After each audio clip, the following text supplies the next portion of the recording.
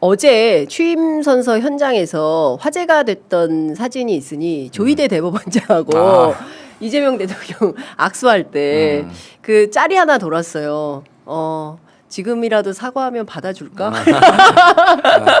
그거 있잖아요. 그 영화 달콤한 인생 거기에서 이병헌을 찾아가서 그 킬러가 그렇게 해요. 미안하다. 이 네 마디 마음에 아무리 들어가지 않는다. 미안하다. 예.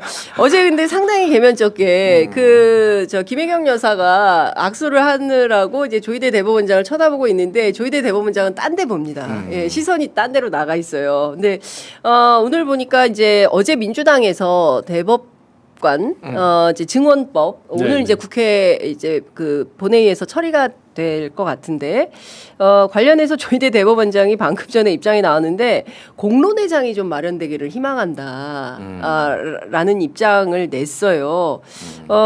그런데 사실은 이 문제와 관련해서는 전체 우리 국민들의 그 어떤 민의를 대법관 12명이서 결정을 한단 말이야. 이건 있을 수가 없지라는 비판이 굉장히 많이 있었는데 일단 30명 증언법이 통과가 된 거 아닙니까? 국회 법사위에? 예.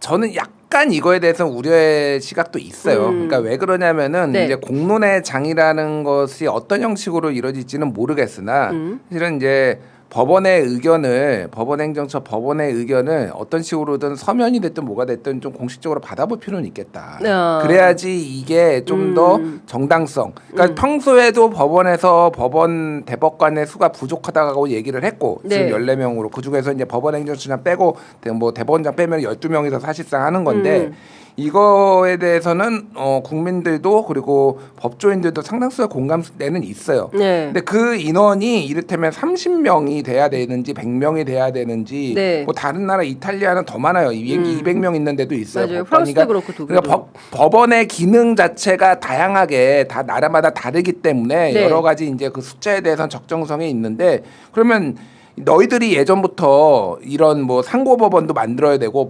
대법원에 너무 많은 일이 오해지니 법원 기능을 확대해야 된다라고 얘기를 해왔잖냐. 그럼 니들이 생각하는 법원 대법관의 적정수는 얼마니? 라는 의견 수렴은 해야 하는 게 맞지 않니? 이게 절차적 정당성을 위해서도 나중에 좀 잡음이 안 생기게. 그러니까 이게 이제 윤석열 정부 때 의료개혁이나 뭐 의대 증원 얘기를 하면은 여론조사하면 70%가 찬성해요. 의사 증원해야지. 해야지. 근데 이제 그게 이제 의료계하고 완전 갈등 상황이 돼서 2,000명으로 하면서 이게 막 꼬인 거거든요. 맞아요. 물론 이게 그 정도까지 사회적으로 파급력이 있다라고 생각하지는 않아요. 상당히 이거는 국민들이 다 이제 일상에서 맞닥뜨리는 게 의사니까. 그럼에도 불구하고 조금 그 절차적인 어떤 요런 과정을 조금 더 어떤 식으로 보완을 하는 게 저는 낫지 않겠나 그 생각이 들어요. 제가 앞서 말씀을 살짝 잘못 얘기를 했는데 법사위를 통과한 것이고 법사위 소위를 통과한 것이고 맞아요. 오늘 본회의 오늘 상정 본회의는 안 가요. 오늘 본회의는 특검법만 가요.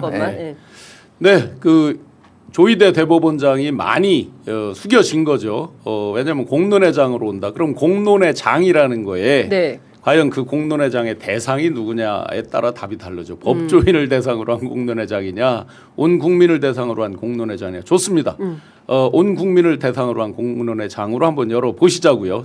자, 헌법 101조에 보면 대법원을 둔다, 대법원 밑에 대법원장을 둔다, 대법원장 밑에 대법관을 둔다예요. 그리고 나머지 이제 법원 조직법에 있습니다. 대법관을 14인으로 둔다는 건 법원 조직법. 그러니까 법원 조직법을 개정하는 건 국회 고유의 권한입니다. 그래서 그동안 여러 차례 공론이 있었습니다. 뭐 때문에 공론이 있었느냐, 늘려달라를 요구하는 게 재밌게도 대법원이었습니다. 출발이. 그런데 그래 경무에 시달리고 뭐 1인당 소송 사건 비율이 뭐 선진국 대비 몇 배고 해서 늘려줄까? 하고 딱 나오면 그때부터 각종 반대 이론을 들이대고 반대 여론을 펼쳤습니다. 그래서 결국 한 번도 못했습니다. 그럼 좋습니다. 그들이 원하는 대로 늘려주자고요. 늘려주는데 뭐 100명 증언 이런 것도 있었지만 합리적으로 우리가 소송 사건 비율 그다음에 재판부 3인 1조로 해서 구성되는 재판부의 숫자 이런 것까지를 잘 고려해서 해본다 그러면 일단 순차적으로 간다고 그랬을 때 30명까지의 부분에 있어서는 저는 문제가 없다고 보거든요. 그러면 국민을 대상으로 한 공론회장 한번 진짜 해보자고요. 네. 근데 저는 이제 법원의 입장을 좀 들어보는 것도 그 절차적인 민주주의가 굉장히 중요하기 때문에 의견을 일단 듣고 그리고 국민 공론을 해보고 국민들의 뜻에 따라서 하면 되잖아요. 법원의 뜻이 아니라 조희대 대법원장의 뜻이 아니라 뭐 그런 정도는 들어줄 수 있지 않을까라는 생각을 좀 합니다. 방금 전에 법무부 장관 유일하게 사표가 수리된 국무위원입니다. 박성재 장관이 이임식을 열었는데요. 방금 전 10시에 열었습니다. 메시지가 나왔는데 다수의 뜻 아래 권한이 무절제 사용되는 것은 민주주의를 반하는 일이다. 이런 주장을 했어요. 법은 힘 있는 다수가 권력을 행사하는 무기가 아니라 다양한 의견을 가진 사회 구성원을 토론과 설득, 수기의 장으로 모으는 수단이 되어야 한다. 뭐 틀린 말은 아닌데 어떻게 보세요? 그 얘기를 성렬이 형한테 했어야지. 성렬이 형한테 해야지. 왜 성렬이 형한테 안 하고 지금 와가지고 왜 와? 뒤끝있게 이렇게 얘기를 해. 그러니까 어제 있었던 일들을 쭉쭉 보면은 뭐냐면은 소위 말해서 이제 윤석열이 묻은 특히 내란과 관련된 사람들에서는 좀 단호하게 보겠다라는 거잖아요. 그러니까 국무회의를 유지하기 위해서는 국무위원회 다소리할 수는 필요도 없고 어쨌든 인수인계가 돼야 되니까 그 중에서 근데 박성재만 콕 집어가지고 이제 소리를 했다라는 거는. 박성재 너는 12월 4일 날 새벽에 안가에 모여가지고 지금 이상민 행안부 장관 뭐 법제처장 등등등 해서 니들 이거 모의했잖아. 너에 대한 혐의는 계속 남아있고 너는 아마 이제 다시 수사 대상이 될 거야라는 거를 경고한 거고 사실은 이제 이게 검찰까지 이어지는 거예요. 야.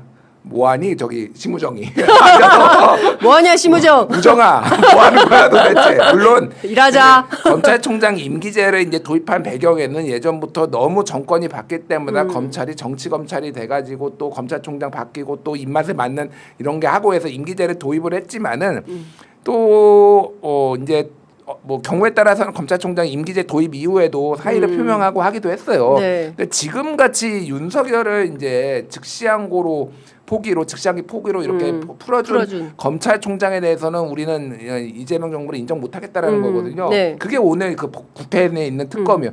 사실 이 모든 거를 다 특검할 필요가 있나 그 생각도 들어요. 왜냐하면은 내란 특검 정도는 저는 해야 된다라고 보는데 김건희 수사는 검찰이 해도 돼요. 왜냐하면은 근데 그냥 그거를 심우정의 지휘를 받는 검찰은 못 믿겠다라는 거예요. 그렇죠. 그러니까 여기까지 이제 같이 이제 그러니까 뭐 이제 박성재 법무부 장관도 그렇고 전 법무부 장관도 그렇고 이제 다 수사 대상에 오를 거다. 사실은 뭐 출국 금지도 조만간 당하지 않을까 저는 그렇게 봐요.